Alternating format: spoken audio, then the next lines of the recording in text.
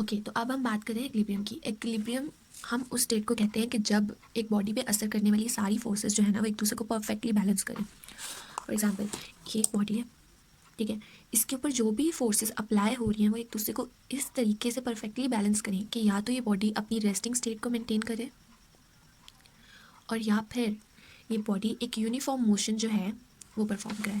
सही हो गया। अब हम लोग कहते हैं कि ना एक्विलिब्रियम की 3 बेसिक जो है वो टाइप्स हैं। तीनों टाइप्स में ना आपने 4 पॉइंट्स याद रखने हैं।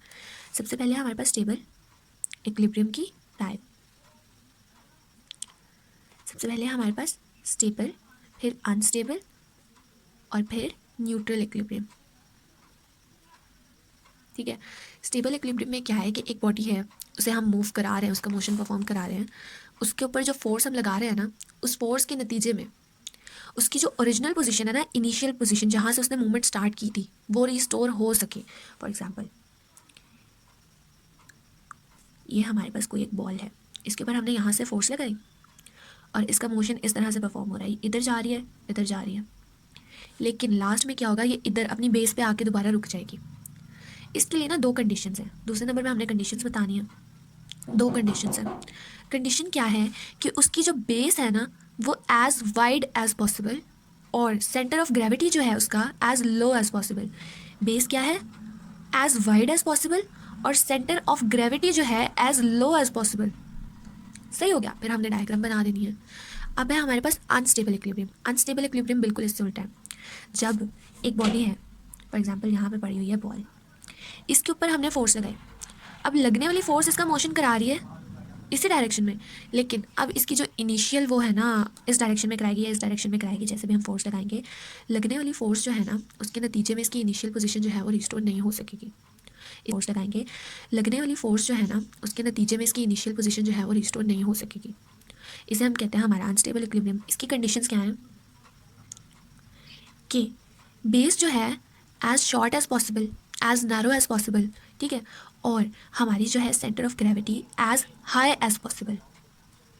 ठीक है। अब है हमारे पास न्यूट्रल, और ना इसकी एग्जांपल है टो स्टैंडिंग। टो स्टैंडिंग कैसे, एक बंदा नॉर्मली ऐसे खड़ा होता है ना, ये उसके पैर है, ये उसकी बेस है।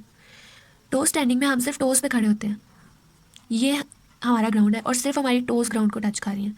यहाँ पे हमारा सेकंड सैक्रल वर्टिब्रा है और ना सेकंड सैक्रल वर्टिब्रा अगर नॉर्मल पोजीशन में यहाँ था, हमने टो स्टैंडिंग की, थोड़ा सा ऊपर गया ना, हमारा सेंटर ऑफ ग्रेविटी ऊपर गया, हमारी बेस का एरिया कम हो गया, तो ये एग्जांपल हमारी आ जाती है अनस्टेबल इक्विलिब्रियम में।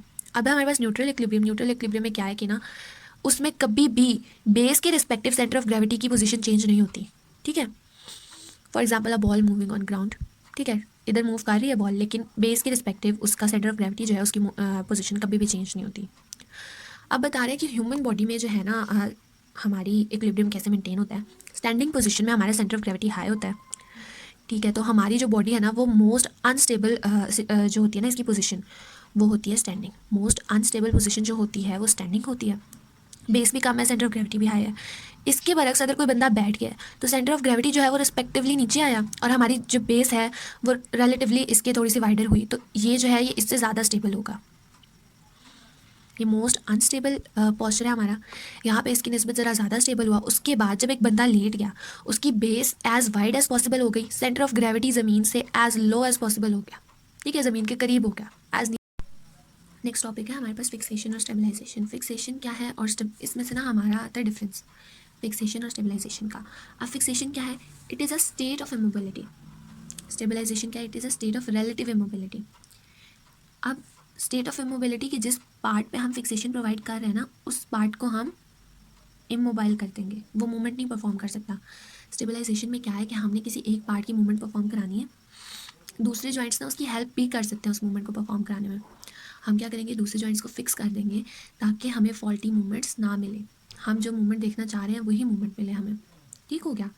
फिक्सेशन क्या है, स्टेबिलिटी, और स्टेबलाइजेशन है रिलेटिव स्टेबिलिटी, इमोबिलिटी सॉरी। उसके बाद फिक्सेशन की 2 टाइप्स हैं, एक होती है एक्टिव फिक्सेशन, एक होती है पैसिव फिक्सेशन। जो होती है ना हमारी एक्टिव फिक्सेशन, वो होती है कि हम अपने जॉइंट्स की जो मस्कुलर एक्टिविटी है ना, एक्टिव मस्कुलर वर्क से हम इसे ऑब्टेन करें। पैसिव क्या है कि कोई एक्सटर्नल फोर्स जैसे कि सैंड बैग, स्ट्रैप्स, फिजियोथेरेपिस्ट कोई मैनुअल प्रेशर दे दे, उससे ऑब्टेन हो। ठीक हो गया। अब जो है ना फिक्सेशन, ये होती है it prevents the movement of the joint, ये जॉइंट की मूवमेंट को प्रिवेंट करती है। It provides the efficiency to the movement. 4 point हो गए, ये मूवमेंट को एफिशिएंसी प्रोवाइड करती है। अब स्टेबलाइजेशन में हमने पहले पढ़ा कि ये रिलेटिव इमोबिलाइजेशन होती है।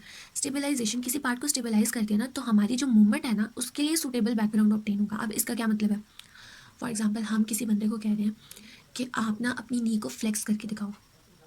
अगर वो खड़ा हुआ ना तो अपनी नी को इतना एफिशिएंटली फ्लेक्स नहीं कर सकता। हम क्या करेंगे, हम उसके हिप जॉइंट को स्टेबल करेंगे। पहले हिप जॉइंट को स्टेबल करने के लिए हम या तो उसे उल्टा लिटा देंगे, हम उसे बिठा देंगे किसी स्टूल पे, फिर हम उसे कहेंगे कि अपनी नी की फ्लेकिंग परफॉर्म करके दिखाओ।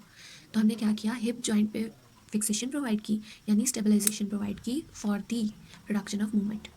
सही हो गया।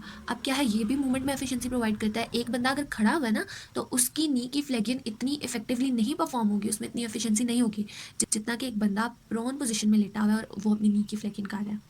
सही हो गया।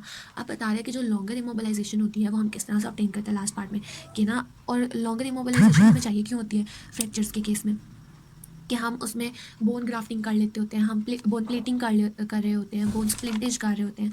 तो इससे जो है हम लॉन्ग टर्म इमोबिलाइजेशन जो होती है वो ऑब्टेन करते हैं।